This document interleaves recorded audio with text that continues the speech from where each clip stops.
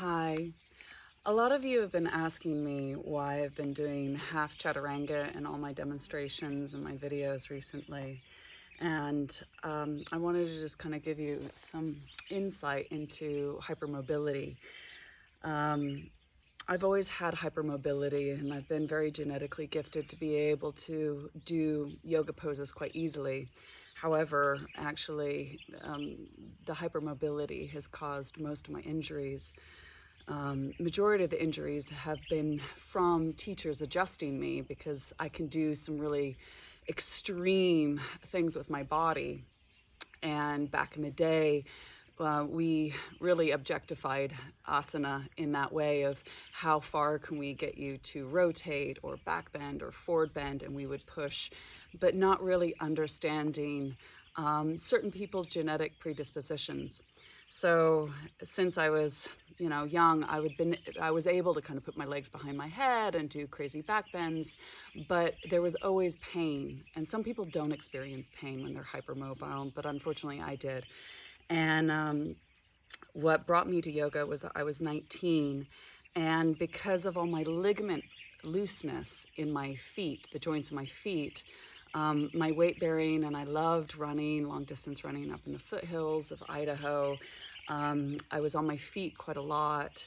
I really enjoyed being mobile, but that was a consequence to the bones degenerating the connective tissue, and the bones then rubbing against each other and creating a fusion. And so the doctors, when I wasn't able to walk for about 9 months, they diagnosed me with early onset osteoporosis.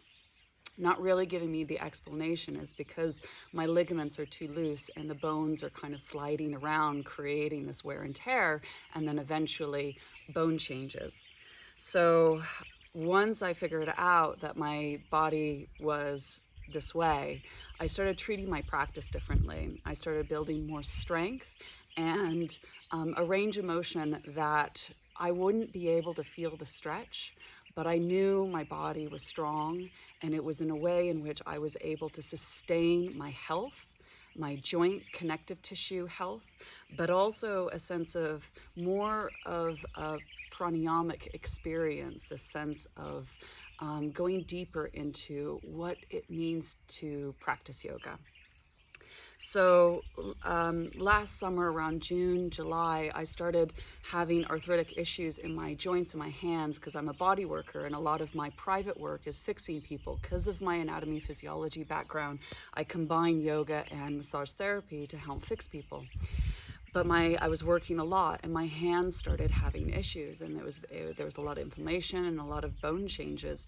So I backed off of work, but I also backed off of weight-bearing stuff in my arms.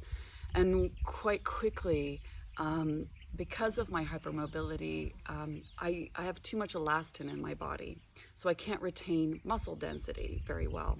My muscle density deteriorates really quickly, and I become really soft and supple.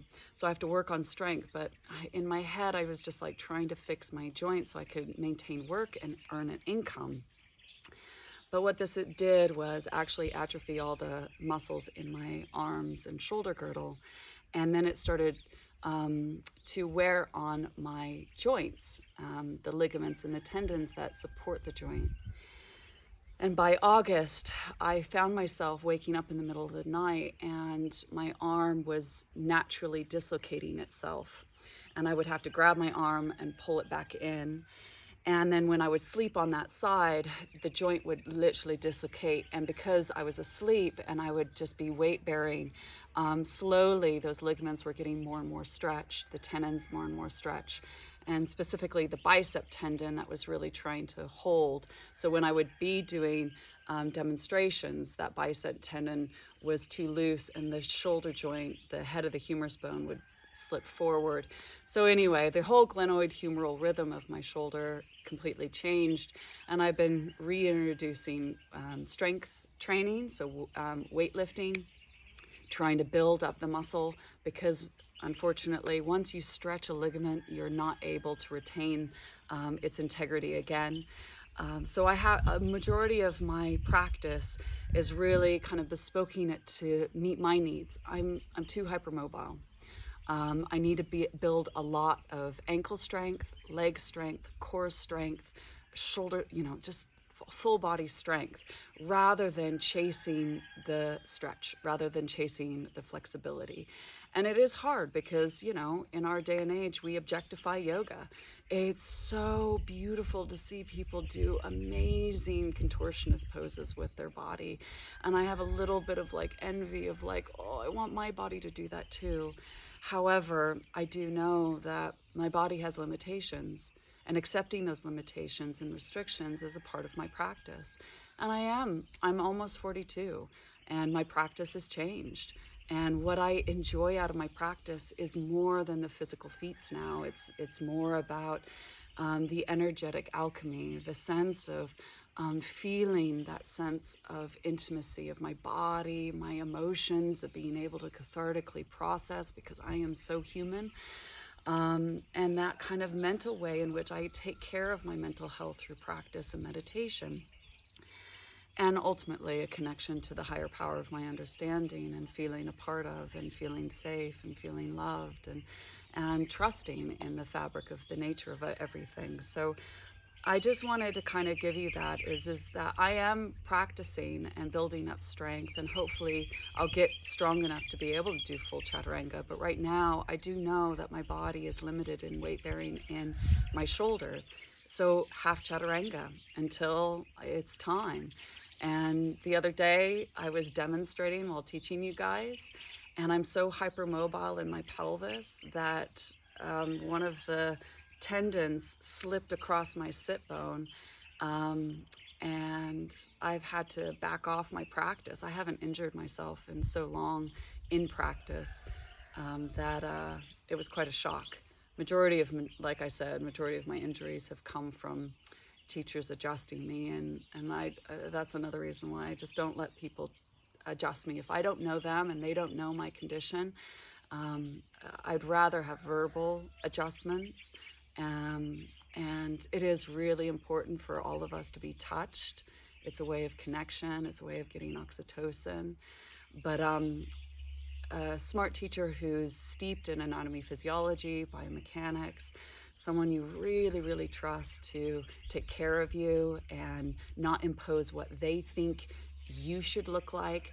They're actually a teacher that allows you the space, that ahimsa, to be able to learn the lessons you need to make suggestions and guiding you to best meet your needs, not the teacher's needs. So I just wanted to pass that on and also explain, because I've gotten quite a few messages of why I've been doing this. But I hope that has served you in some understanding in maybe your body and what you're feeling. But if you do have any questions, if you do have any insights, I know our community would probably benefit from it.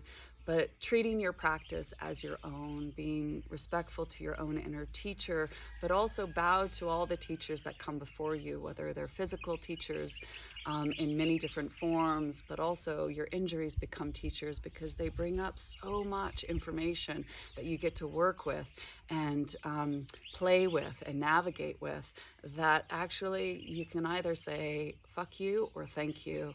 And this is where we're at in our life, is that thank you. How can this serve my awakening? How can this serve me in understanding myself on more than just a physical, more about, what this spirit needs to do in this lifetime? So I thank you for your attention and presence, and namaste.